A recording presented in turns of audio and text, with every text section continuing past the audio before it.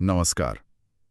आज हम एक ऐसी कहानी की तह तक जा रहे हैं जो दिखाती है कि कैसे कोई मासूमियत का चेहरा ओढ़कर अपने अंदर की आप कह सकते हैं भयानक सच्चाई छुपा सकता है। हमारे पास स्रोत के तौर पर the psychopaths innocence mask film का सारांश है।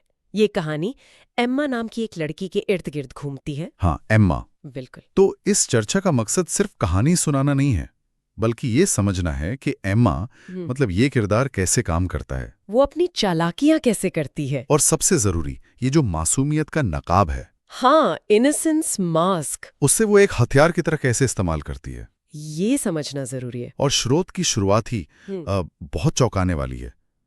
पहले ही सीन में हम देखते हैं कि एम्मा जंगल में कुत्ते को बहुत बेरहमी से मारकर दफना रही है। हाँ, वो सीन वाकई में मतलब एकदम से दर्शक को हिला देता है। बिल्कुल। वहीं से सवाल उठता है, भाई ये लड़की कौन है? जैसी दिखती है वैसी तो बिल्कुल नहीं है। तो चलिए इस कहानी के जरिए इंसान के मन की इस पहेली को परत दर परत खोलते हैं। जरूर। और ये पहला सीन ही, जैसा आपने कहा, स्टेज सेट कर देता है। एक तरफ ये भयानक काम और दूसरी तरफ हमें पता चलता है कि पिता की मौत के बाद उसे उसकी आंटी एंजेला ने गोद लिया है। मतलब एक नया परिवार, एक नई शुरुआत का मौका मिल रहा है उसे। लेकिन एमा के लिए ये शायद अपने असली रूप को और बेहतर तरीके से छिपाने का एक नया जरिया है। हाँ, और ये छिपाने का काम वो बकायदा मतलब मेहनत से करती है। स्रोत बताता है कि वो घर में शीशे के सामने खड़ी होकर एक सामान्य अच्छी लड़की होने की एक्टिंग करती है, रोजाना प्रैक्टिस। ये थोड़ा अजीब नहीं लगता? मतलब कौन प्रैक्टिस करता है नॉर्मल दिखने की? ये अजीब लग सकता है हमें, लेकिन अगर हम मनोविज्ञान की नज़र से देखें तो इसे मास्किंग कहते हैं।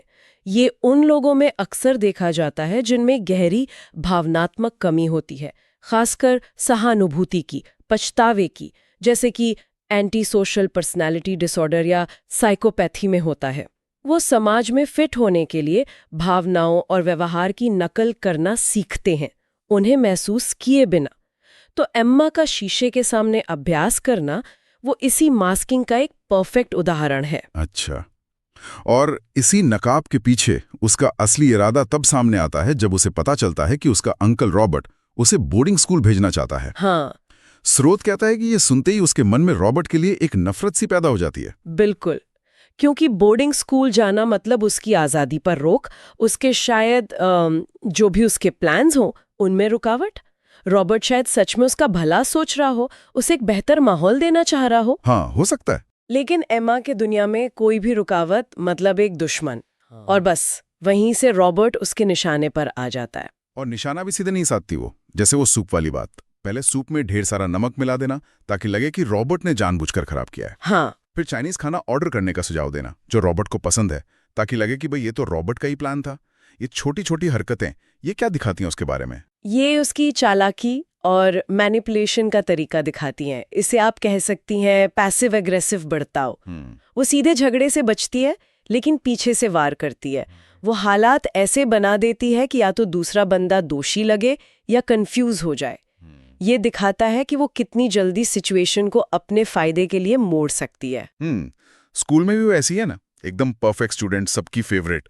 लेकिन जैसे ही कोई उसके रास्ते में आता है, जैसे डांस में स्टेफनी का चुना जाना या वो नई लड़की कैट का उसके दिखावे को पहचान लेना, वो एकदम असहज हो जाती है। हाँ, बर्दाश्त नहीं कर पाती। और फिर घर पर वो पूल वाली घटना, रॉबर्ट के बेटे को पूल की तरफ जाते देखकर उसे बचाना तो दूर, दरवाजा खोलकर कैंडी रख देना ताकि बच्चा गिर जाए। ओह गॉड! ये तो सोचकर ही मतलब रोंगटे खड़े हो जाते हैं। वो सफल नहीं हुई क्योंकि एंजेला आ गई, पर कोशिश तो उसने पूरी की थी। बिल्कुल। ये घटना उसकी क्रूरता और नतीजों की बिल्कुल परवाह न करने वाले स्वभाव को दिखाती है। उसे बच्चे की जान की कोई फिक्र नहीं, बस अपनी जलन या रास्ते की रुकावट हटानी है। और देखिए, फिर भी झगड़ा किसके बीच होता है? रॉबर्ट और एंजेला के। एम्मा फिर साफ बच निकलती है। ये बार बार होता है। वो आग लगाती है और धुआं किसी और की तरफ कर देती है। रॉबर्ट को शक होने लगता है, खासकर जब उसे अपना खोया हुआ चाकू एम्मा की दराज में मिलता है। शायद वही चाकू जिससे कुत्ते को मारा था। हाँ, हो सकता है। हाँ, और इसी शक के चलते वो एम्मा का बोर्डिंग स्कूल में एडमिशन करवा देता है। और एम्मा का रिएक्शन बाहर से एकदम खुश, उत्साहित, जैसे कि वाह क्या बढ़िया मौका है। हाँ, जैसे उसे कोई फर्क ही नहीं पड़ता। और अंदर से तकिए में मुंह छिपाकर चीखना और फिर वापस शीशे के सामने सब भी लड़की बनने की प्रैक्टिस। ये कमाल का दोहरापन है। ये दोहरापन साइकोपैथिक लक्षणों का एक बहुत अहम हिस्सा है। बाहरी दुनिया के लिए एक चेहरा और अंदर बिल्कुल अलग इंसान। स्रोत ये भी बताता है कि उसे सपने आते हैं अपने पिता, दोस्त, टीचर की हत्या के। हाँ। और वो डरने के बजाय खुश होती है। ये दिखाता है कि उसके अंदर गिल्ट, पछतावा, ये सब भावनाएं हैं ही नहीं। उसके लिए ये सब शायद एक खेल जैसा है। और ये खेल और ज्यादा खतरनाक होता जाता है। स्कूल में कैट उसे पहचान लेती है, कहती है कि वो उसके पुराने स्कूल से। अब एम्मा के लिए एक बड़ा खतरा है। हाँ बिल्कुल, क्योंकि कैट उसके अतीत का राज खोल सकती है। इसीलिए एम्मा उसे रास्ते से हटाने की कोशिश में लग जाती है। पहले टीचर्स के सामने उसे उकसाकर थप्पड़ मरवाती है ताकि कैट बुरी दिखे। फिर घर आकर एंजेला से शिकायत करके उसे स्कूल से ही निकलवा देती है।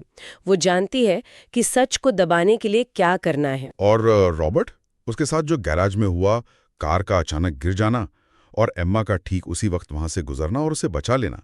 लेकिन स्रोत कहता है कि रॉबर्ट समझ गया था कि ये सब एम्मा का ही किया धरा है। हाँ बिल्कुल, एम्मा ने शायद उसे इसलिए बचाया ताकि वो हीरो बन सके, या शायद उसे लगा कि रॉबर्ट वैसे भी नहीं बचेगा तो बचाने का नाटक कर लेती हूँ। हो सकता है।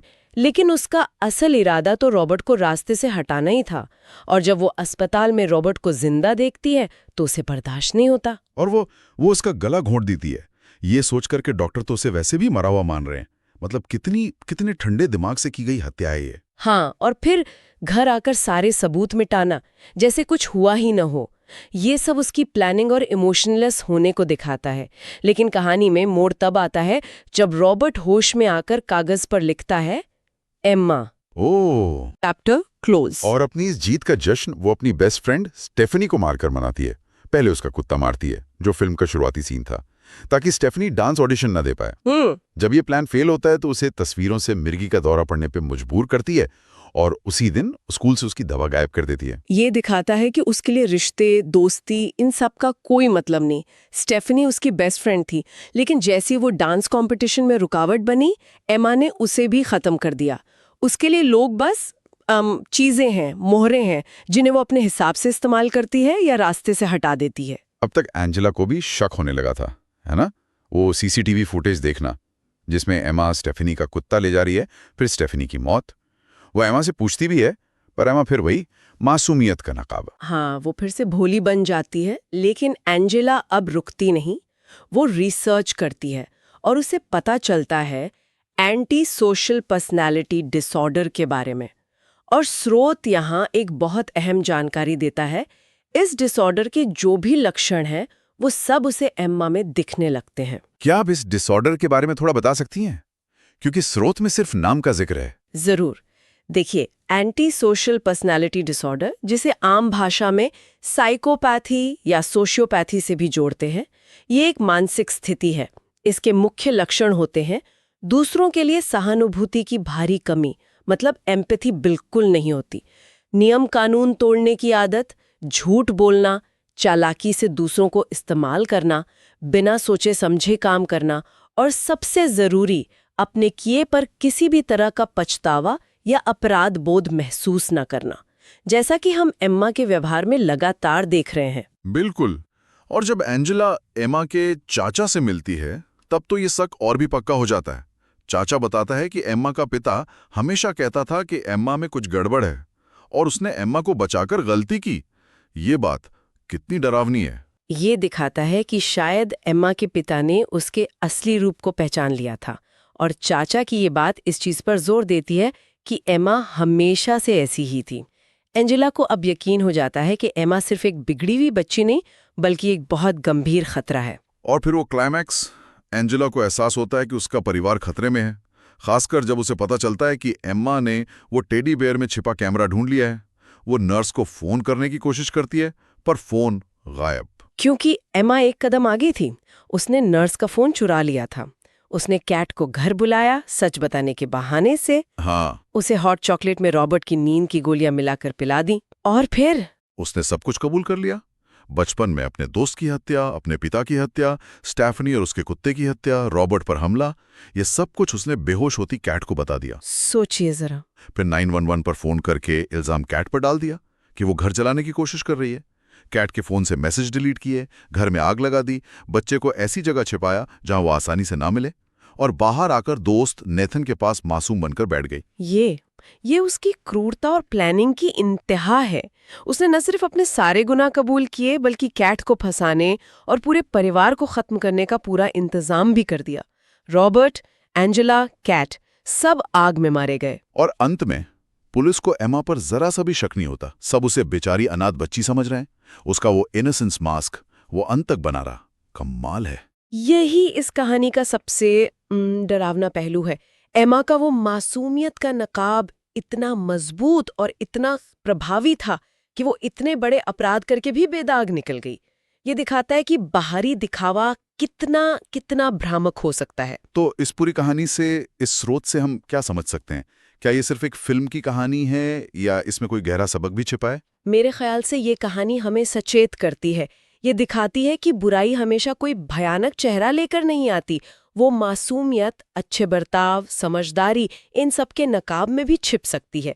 एमा का किरदार भले ही थोड़ा बढ़ा चढ़ाकर दिखाया गया हो, हमें ये सोचने पर मजबूर करता है कि हम इंसानी व्यवहार को कितनी गहराई से समझते हैं। क्या हम हमेशा चेहरे के पीछे छिपे इरादों को देख पाते हैं? बिल्कुल, ये सवाल जरूर मन में उठता है।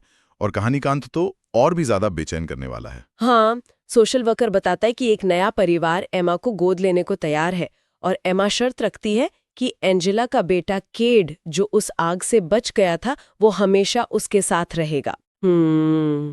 ये अंत बहुत कुछ कहता है ना? एमा बिल्कुल नहीं बदली है। वो अब भी कंट्रोल चाहती है और शायद केड उसका अगला निशाना हो सकता है या उसका अगला मोहरा। तो यहाँ एक सवाल हमारे जहन में अटक लाता है, क्या एमा इस नए परिवार के साथ भी वही सब दोहराएगी जो उसने पिछले 2 परिवारों के साथ किया? स्रोत हमें इसी अनसुलझे और परेशान करने वाले सवाल के साथ छोड़ देता है। ये सोचने पर मजबूर करता है कि क्या ऐसे नकाब कभी उतरते भी हैं या हमेशा लगे रहते हैं।